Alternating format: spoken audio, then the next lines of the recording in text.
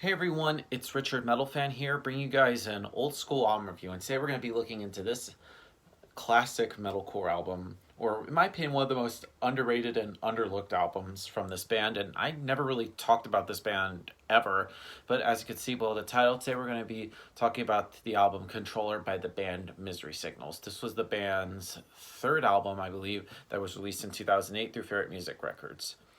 Now, for those of you who aren't familiar with Misery Singles, they're a metalcore band based out of Milwaukee, Wisconsin. Well, they have like a member from Edmonton, Alberta, Canada. Um, yeah, so they're sort of Canadian slash American. Um, and for me, Misery Signals knows it. And this album in particular, Controller, is one of the most underrated rated and pretty much overshadowed album in this band's entire discography. I mean, it's no denying that when you look into every album that they've done, whether it's their debut album of My Malice and the Magnum Heart, or if you're looking at Absent Light or Mirrors, Misery Signal is a band that perfected their sound when it comes to metalcore, even some melodic death metal that's incorporated into this album. And I just feel like Misery Signals, with everything they've done, they've accomplished it really well. And this band really deserves a lot of respect when it comes to the extreme music. And now, Controller, one could argue that this could be sort of like the black sheep of their catalog. And it's produced by Devin Townsend, the great Devin Townsend, Heavy Devi, who produced some of their previous albums. This has, in my opinion, the instrumentally one of the most or the best work that this band has done.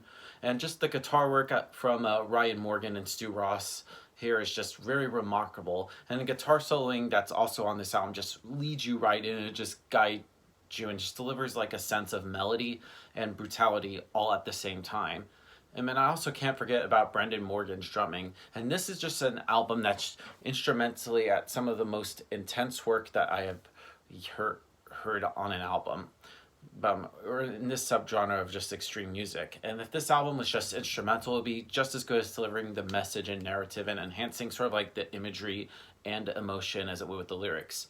Now, one of the reasons why this could be the black sheep of this catalog is they got a vocal change. Instead of their usual vocalist Jesse Zaraka, they have Carl Schubacher sing on this album, and I believe this is the only album that he's featured on. And there's no denying that Carl, while this album isn't of Malice and the Magnum Heart or Absent Light or Mirrors, this is still a great album. And I feel like Carl went out emotionally and just technically here. And this is an album that's almost kind of like a hidden gem. And for me, and I've pretty much yet to see Misery Singles. I'm hoping to see them. They're playing day 2 at a Furnace Fest in Birmingham, Alabama. So fingers crossed that happens. And I heard they don't really play stuff on this album really anymore, which is kind of bumming because I feel like Jesse could do it well at the song's justice than Carl has. I don't really know.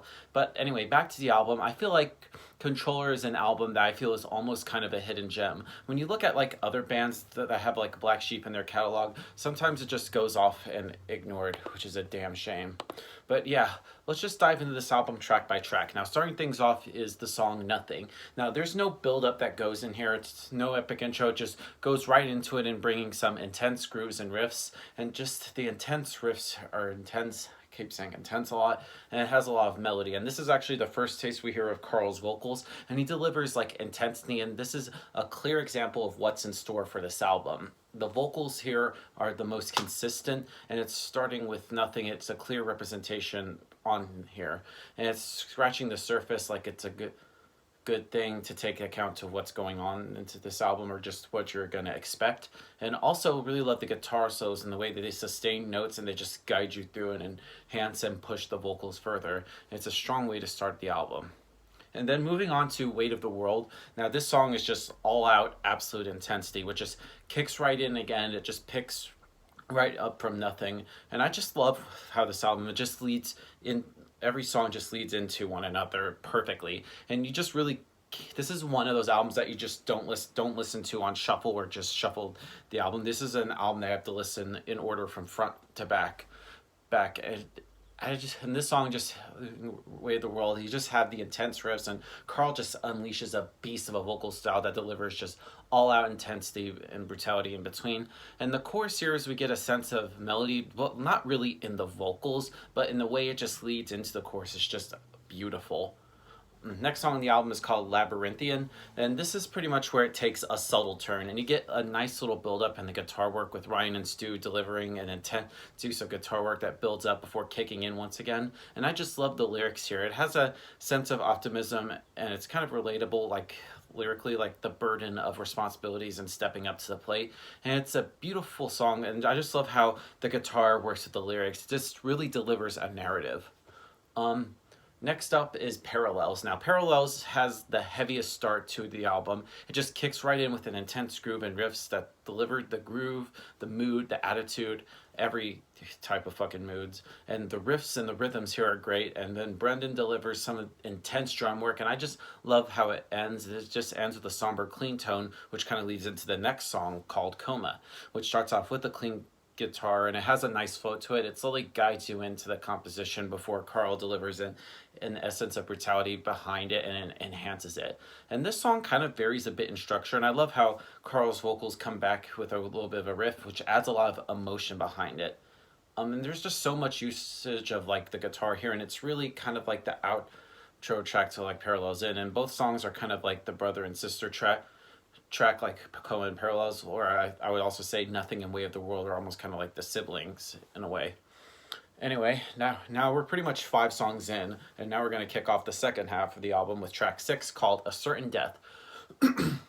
Now, at this point of the album, this is actually the first taste of melodic vocals on here, and it's A Certain Death. And it starts off with just as brutal, and in some cases even more brutal than what we heard mostly in like the riffing style. And it's a very rhythmic driven track, and it sets like the narrative, and it's very fast, and probably the fastest tempo if not one of them on the album, and it just fully immerses you right in. And then when we get to the clean vocals and the way that just Carl sings I Can't Pretend, it's just so amazing. It just adds the emotion to it, and it just really enhances it further. And at this point, like 5 songs in, there is a formula working, and it's really working, and like I said, if the machine isn't broke, don't fix it. And then one could say that there's not a change in the vocal style, but I really feel like it's really enhancing it further, and it also showcases a different side of the band.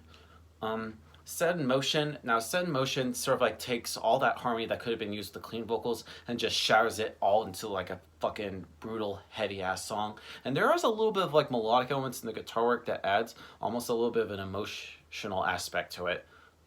Next song on the album is called Ebb and Flow. Now, Ebb and Flow sort of like brings back the melodic vocals on A Certain Death, and it's now just as much as a part of Carl's vocal style as well as his aggressive vocal style.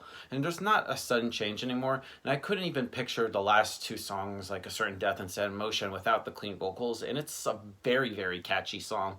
It's a great rhythm song with the backing to it, and it just doesn't change at all. And then we're at the final 2 songs of the album, and then we kick off track 9 with the song Reset. Now, Reset is a cool, great song. I just love how the melodic guitar leads you in. It's just so amazing and delivers so much power and so much suspense before it kicks right in.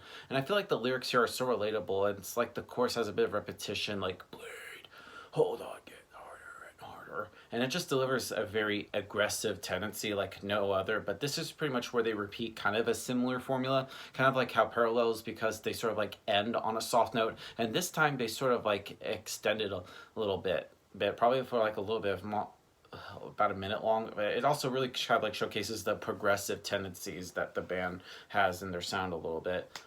And then we get to Homecoming, which is the final song on the album. And Homecoming really sort of like takes the exact acoustic melody that Reset has ended on, and it just starts, and everything that is left unsaid from every song that we've heard so far on this album is just left on here. And it just pretty much brings it home. Home, no pun intended. And it's just a very perfect way to end this album. It doesn't deviate too much. It just pushes further and further, and just from the brutal tendencies to the melodic tendencies, and it just ends everything on a different note and just tie itself in with the rest of the album. Now, overall, Controller by Misery Signals is a very, in my underrated and underlooked metalcore album, and especially in the whole genre period. And this is an album that you would really like, and I feel like this is an album that you should listen to. So rather than give this album a score, I'm going to give Controller by Misery Singles a solid 9.5 out of 10. So yeah, that's my review of the album, guys. Let me know in the comments what you guys think about the album, and I'll see you all in the next video. And as always, keep it metal.